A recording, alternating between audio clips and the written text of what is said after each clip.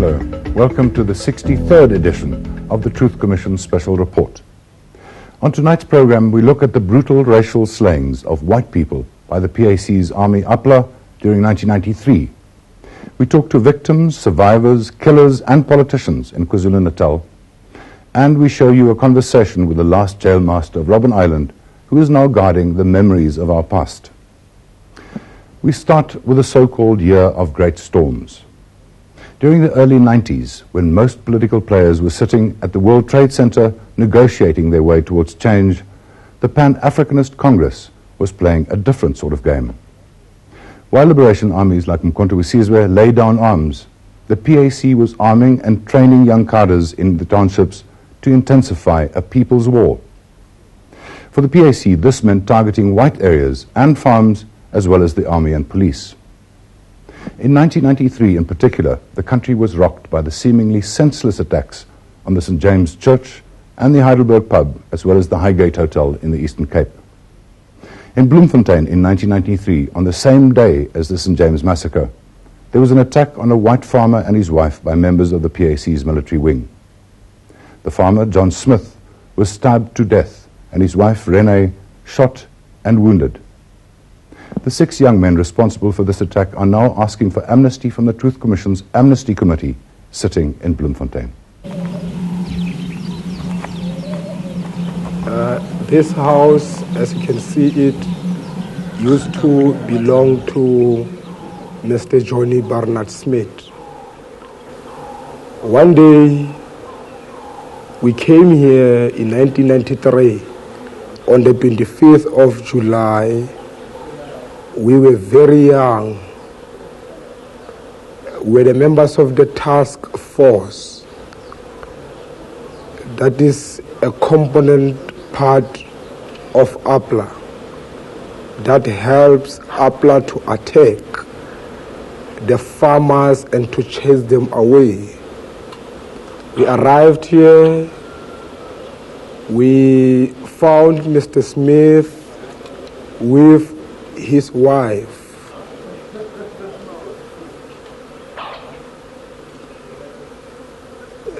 I came here with other 5 of my co-accused. And when we arrived here, it was a mission to kill. Petrus Mohapi is one of 6 members of the PAC's armed wing, the Azanian People's Liberation Army, who asked for amnesty for the murder of John Smith and the attempted murder of his wife, Renee Smith.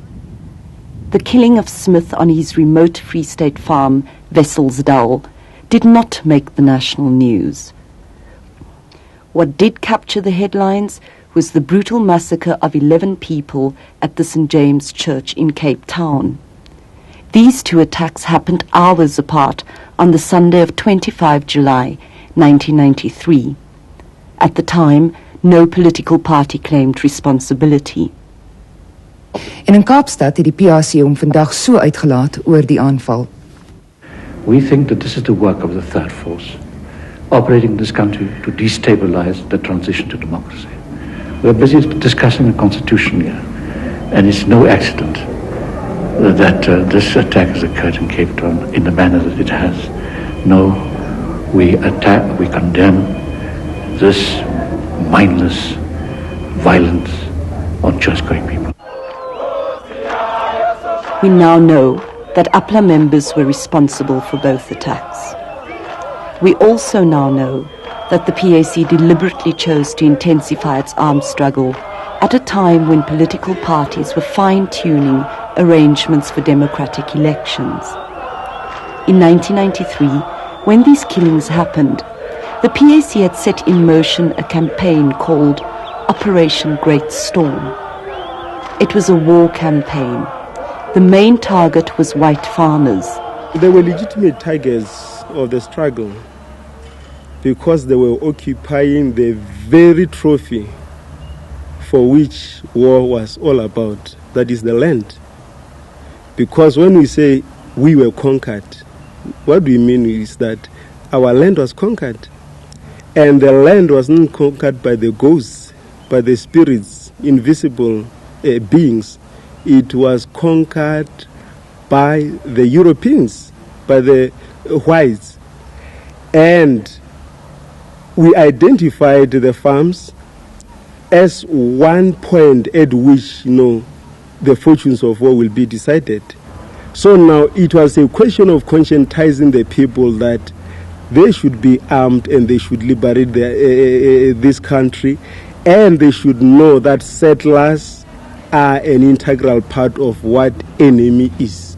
So if you were white and you were a farmer, you were an automatic target. Definitely an automatic target. What's wrong with that? Because you are white, you are a farmer, farming where? In a stolen land. You are guilty to start with, you are a thief. And you cannot say in a group of thieves that these are culprits and these are not culprits. In this quest to reclaim the land, the Amnesty applicants formed an APLA unit in Botshabelo and executed their first and last operation at Wesselsdal Farm.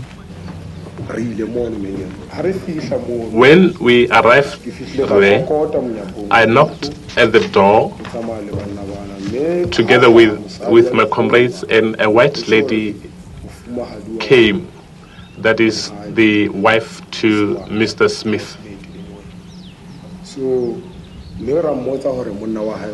We asked her where was her husband. We are there to request petrol. We didn't wait for a long time. The Mrs. Smith appeared, and when she arrived, I informed him that we are asking or requesting petrol. The car we are using is stuck there. She took us to the garage.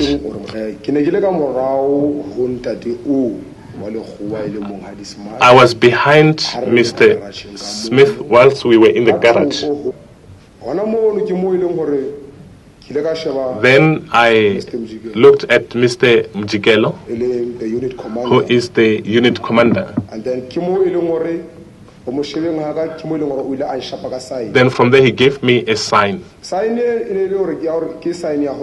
That sign was to say I should attack. I didn't waste time. I took my weapon, which was on my waist. Then I raised my hand. Then I stabbed him at the back. What I may tell you is that, yes, I stabbed him. I stabbed him once. Simon Olifant then finished him off. That's when I stabbed him in the back, when he tried to stand. From there he fell. Mr. Mjigelo then stepped on his hand. From there I then took a knife and stabbed him repeatedly on his chest, until I had something go boof in him. From there, that's when I stepped out and stood here. When I looked back, he was crawling back towards me. I took him and pulled him back inside the garage. That's when I laid him on his back and went on stabbing him several times on his chest. From there, I then left and went inside the house. So